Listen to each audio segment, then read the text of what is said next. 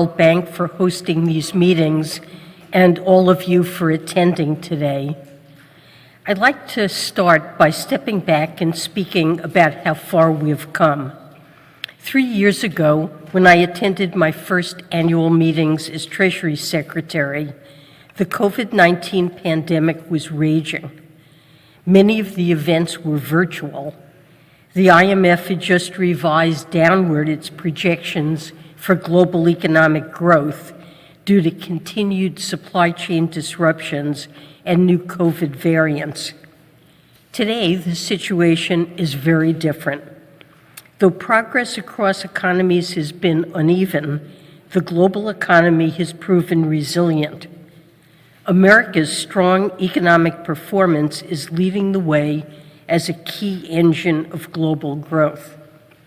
At home, thanks to the Biden-Harris administration's economic agenda, we went from millions having lost their jobs to an historic labor market recovery. Unemployment is near all-time lows, and U.S. real wage growth has outperformed that of most other advanced economies.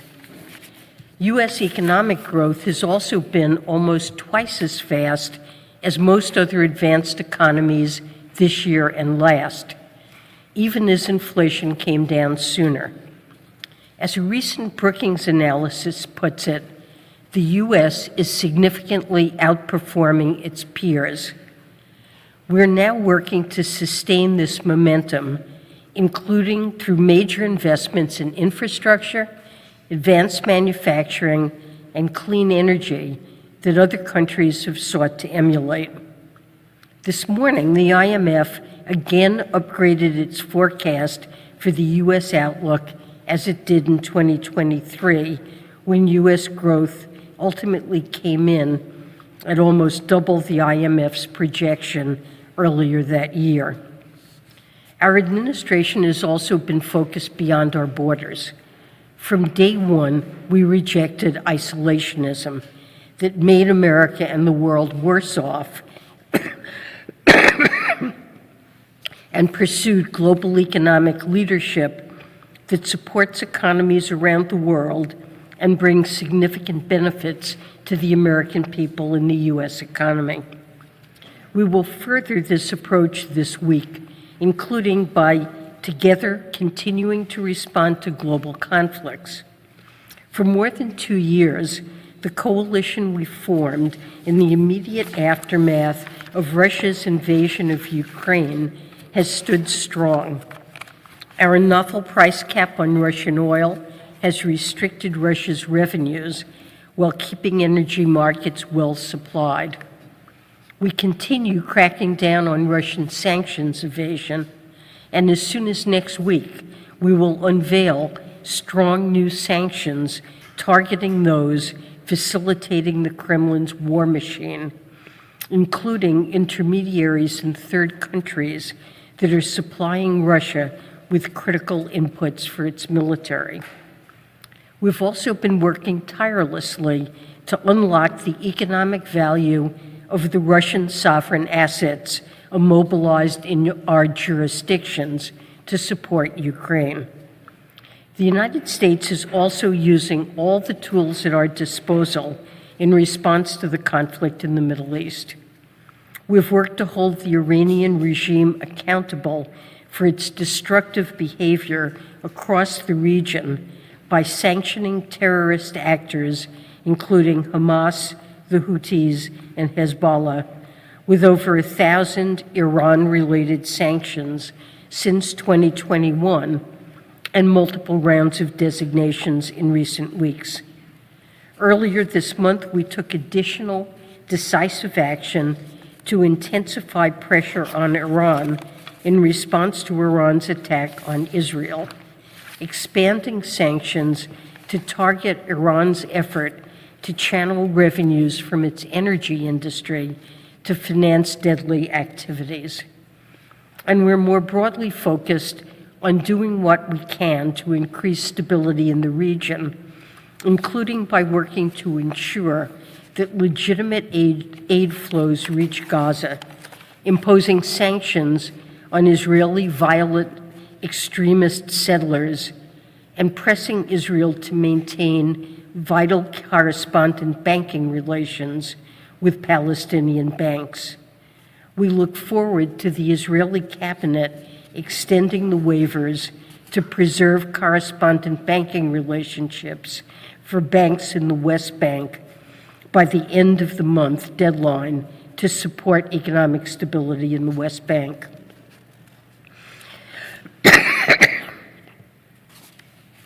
This week, we'll maintain our focus not only on taking decisive action in response to conflicts, but also on addressing challenges that threaten to hold back global growth, such as emerging markets and developing countries facing significant debt vulnerabilities and a desperate need for investments in infrastructure and clean energy. One of many devastating impacts of Russia's war on Ukraine has been the spike in food insecurity. So we worked with partners to support the launch of the International Financial Institution Action Plan to address food insecurity, and we've seen it deliver results. IFI's increasing lending to the food and agriculture sector by 60% following Russia's invasion and maintained that level of support through 2023. We now affirm President Bonga's commitment to reduce hunger and generate jobs by increasing investment in food systems, and will continue to work with the IFIs to move this work forward. To strengthen health systems, as the current Mpox outbreak underscores, remains urgent, we continue to support the Pandemic Fund, which has now allocated funding to projects in more than 40 countries across all regions. Confronting climate change, of course, also remains at the top of our agenda. The MDBs committed a record high of nearly $75 billion in climate finance to low and middle income countries in 2023, a 45% increase from 2021. And they're deploying new tools to help countries respond to crises and increase resilience.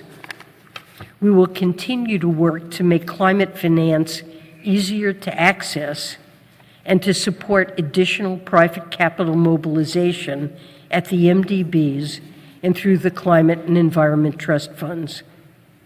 There, we should turn to implementing the recommendations of the recently finalized review of the climate finance architecture that we worked with G20 partners to launch.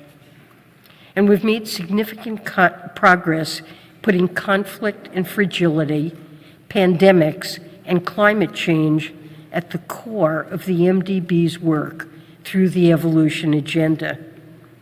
The MDBs have responsibly stretched their balance sheets and pursued innovative financial measures that will enable $200 billion in additional lending capacity over the next 10 years. And as of July, the G20 estimates that measures that have already been identified could enable an additional almost $160 billion. This nearly $360 billion in total would be an annual increase of over 20% compared to 2023. Let me end by emphasizing that all of the investments we make in food security, global health, climate, and more won't deliver results if many low and middle income countries are devoting more resources to debt service than to spending on development priorities. We've made progress to strengthen our institutions to address these issues. We reached an historic agreement on a 16th general review of quotas at the IMF, which will increase IMF quotas by 50% so that it can continue playing its crucial role at the center of the global safety net. And we've approved capital increases at the EBRD and IDB Invest. But we need to do more.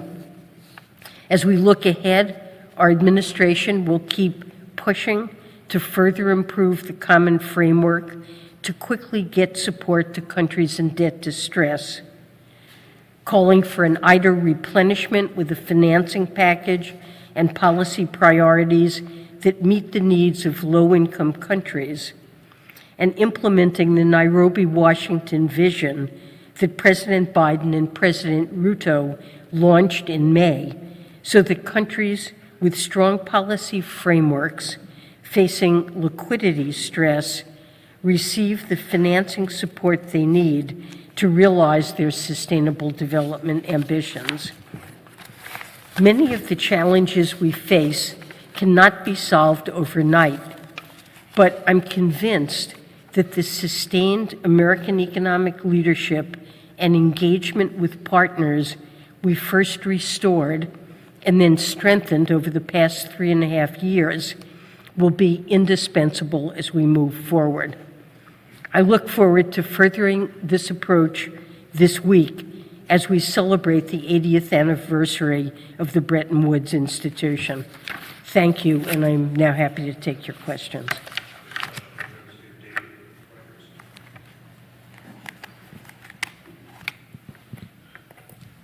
Hi, thank you. David Lauder with Reuters. Secretary, good morning. Wonder if you could talk a little bit about the Russian sanctions that the U.S. is preparing to unveil as early as next week. This would be sanctions on third country intermediaries that are facilitating transactions to aid Russia's war effort. Can you describe what these are? You've long warned that financial institutions would face sanctions if they aid Russia's war effort under new authorities.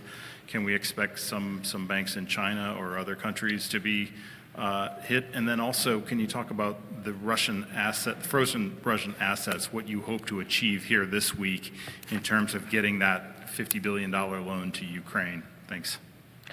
So I'm not prepared to spell out the details of the actions that we'll take likely next week, other than to say that our approach has been to identify either Russian or third country entities and individuals who are working to help Russia acquire the materials that it needs for its military activities in Ukraine. And you should expect that some entities of that sort, such intermediaries, will be designated. And as you mentioned, we've also significantly in recent months strengthened our sanctions so that we can now designate and sanction financial institutions in third countries that we see working to facilitate payments that Russia makes to purchase the goods it's acquiring for military purposes. And we've already seen that this threat of secondary sanctions on financial institutions, which would mean that those institutions would be cut off from the U.S. financial system if they deal with sanctioned entities. We're seeing that already is having a significant effect. So further actions of that type remain high on our radar screen as well. You mentioned the $50 billion loan that the G7 leaders agreed to provide to Ukraine and asked me about the status of it.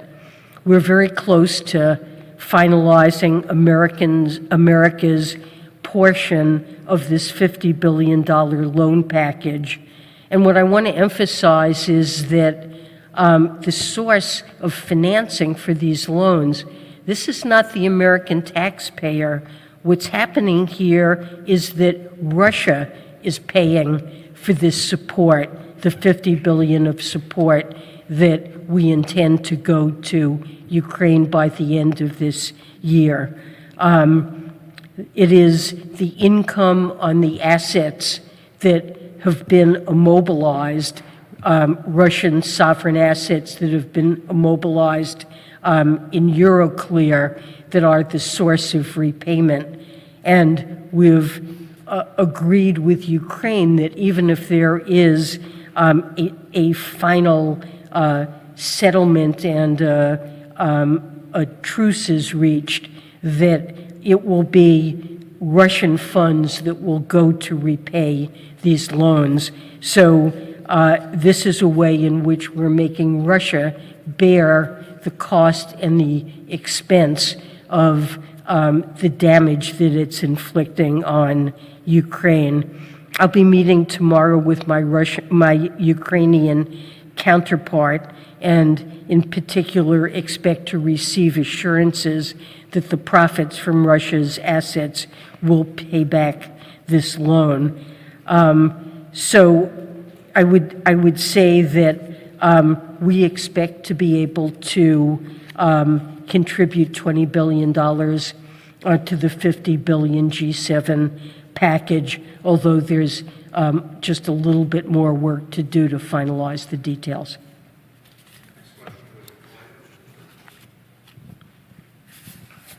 Thank you. Secretary, you said last week that the U.S. is ramping up its sanctions on Iranian oil. And OFAC earlier this week issued an advisory warning companies about new risks associated with the Russian oil price cap. Do you feel like you can tighten sanctions on both Iranian oil and Russian oil without spiking oil prices? Or is the urgency to act on both these cases greater than any risk in terms of a price spike that we could see? Thank you. So we have been very careful in our actions thus far to make sure that global markets are well supplied, and we do want to make sure that that remains the case. However, what we're seeing is, even with this increase in hostilities in the Middle East, that oil prices have declined, not risen. U.S. oil and natural gas production has reached record levels.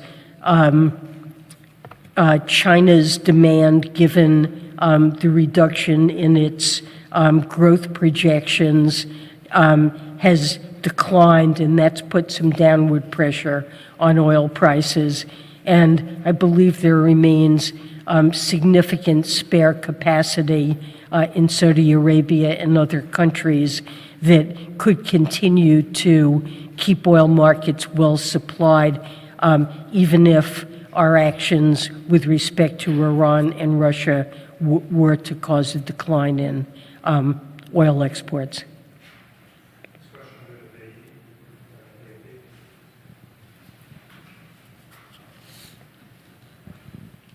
Madam Secretary, you will be dropping by U.S. working group meetings with Chinese officials this week, and the issue of overcapacity has been discussed during these meetings, both in Washington and in Beijing. You know, what is your assessment on whether progress has been made on this issue and whether this has been enough? And how will the progress, affect U.S. trade policies or U.S. economic policies really going forward? Just one more thing as well, will you also be holding further bilateral meetings with your Chinese counterparts in D.C. this week? Thank you. So both our economic working group and our financial working group with the Chinese will be meeting the economic group this week, and the finance group, I believe, next Monday. And I will briefly sit in on both of those meetings to hear about the progress that's being achieved. The Economic Working Group has been digging in great detail to the issue of overcapacity, trading analyses and data, and trying to come to a common understanding of how large support is in China for for these investments in these advanced industries that concern us, and to see if we can iron out and come to a common understanding. And that will continue this week. China has announced a number of policies. I know my colleagues and I will be looking to deepen our understanding of those policies, their magnitude, and what impact they're likely to have on the economy. But in dealing with overcapacity, our view has been that raising consumer spending in China is, as a share of GDP, is really important, along with measures to address problems in the property sector. The consumer spending piece is important to achieving sustainable long-run growth in China in ways that will not create negative spillovers from overcapacity to the United States and many of our neighbors. And so far, I would say I haven't really heard policy announcements on the Chinese side that address that in the way that I was hoping.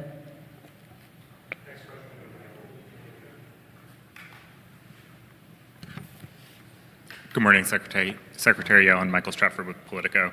I want to follow up on the question on the G7 loan backed by immobilized Russian state assets. Can you walk us through what the final sticking points here are, and what kind of assurances does the U.S. need that the assets will remain frozen in Europe and provide a reliable stream of earnings?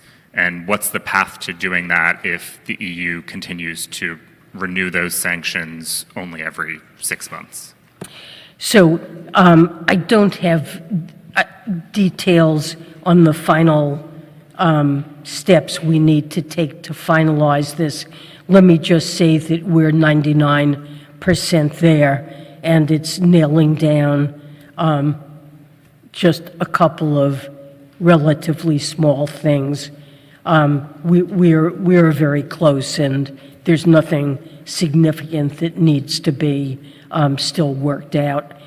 Now, in terms of assurances, we have asked our European Union colleagues for greater assurances that the money will stay locked down and that the proceeds will be available to service these loans. So far, we have not received those assurances from the EU. That said, we have a very high degree of confidence that the money will be there and will remain locked down.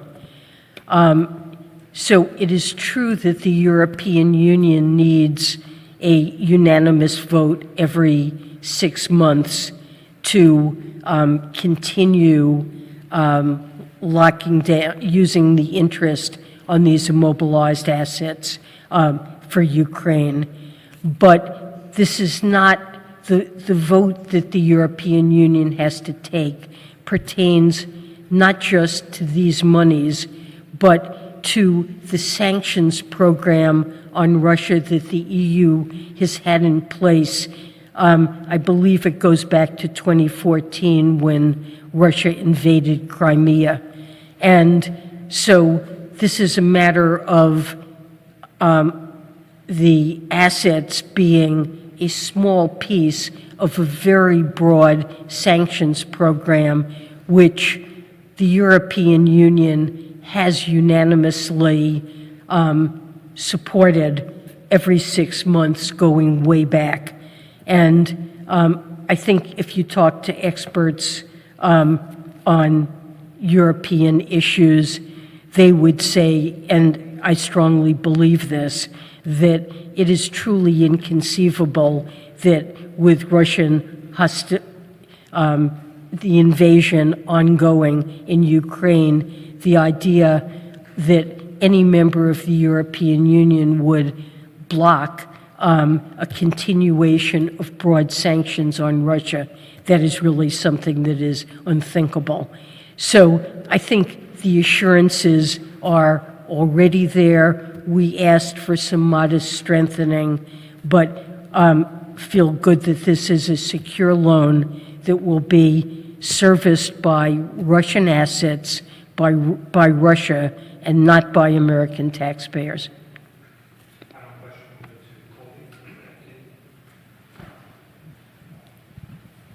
Thank you, Colby Smith with the FT. You've described calls for widespread tariffs as deeply misguided, and the IMF today has warned that such policies will dent global growth. Can you elaborate more on the near-term economic impact of these policies and over a longer time horizon? How concerned are you about the potential impact of the dollar's status as the world's reserve currency? Let's see. So you asked about tariffs and the dollar's status? Okay, so let me just start by saying I'm covered by the Hatch Act, and I want to be careful not to comment on detailed political proposals. But generally, I feel strongly, and I believe I'm in good company, that virtually all economists understand that when there is a broad-based program of tariffs at high levels, that will be reflected in domestic prices, higher domestic prices for those goods, and will have a very significant negative effect on consumers and also the competitiveness of firms that rely on imports of intermediate goods for their own production. In addition, those who are concerned about the U.S. trade deficit, it's really not at all obvious, and I think it's unlikely that measures of this type would make a great deal of difference to it. They're likely to end up strengthening the dollar. But I think it would have a very negative impact on the United States, on Americans who work in export industries, on consumers, and is a misguided approach.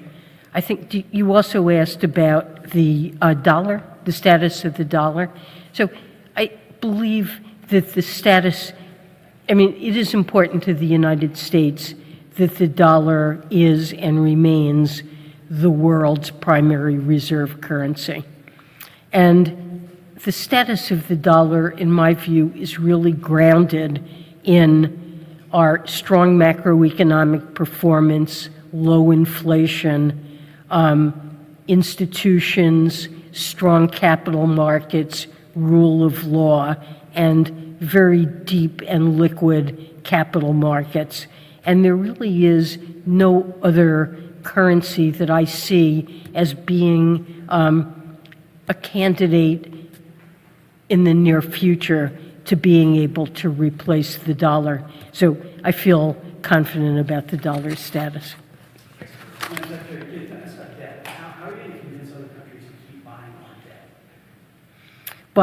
debt? By making sure that we stay on a sound fiscal path. And that does require deficit reduction over the coming years. I believe it's very important that we remain focused on keeping the real net interest cost of the debt near historic levels and certainly under 2%. President Biden and Vice President Harris have already taken steps to reduce 10-year deficits by around $1 trillion, in part by enacting a corporate alternative minimum tax, in part by lowering the cost of prescription drugs, both for households and also for the government, and in part by giving the Internal Revenue Services the resources that they need to close what is estimated over the next decade to be a $7 trillion tax gap. So there's a lot of money that is owed under our tax laws to the Internal Revenue Service that isn't being collected, and we're beginning to remedy that problem. The budget that we presented for 2025 includes $3 trillion over the next decade of additional deficit reduction. Much of that comes from asking wealthy taxpayers and corporations to pay their fair share, and at the same time permits investments that are necessary in our infrastructure and in people to promote equitable and sustainable growth in the United States. Thank you. Thanks.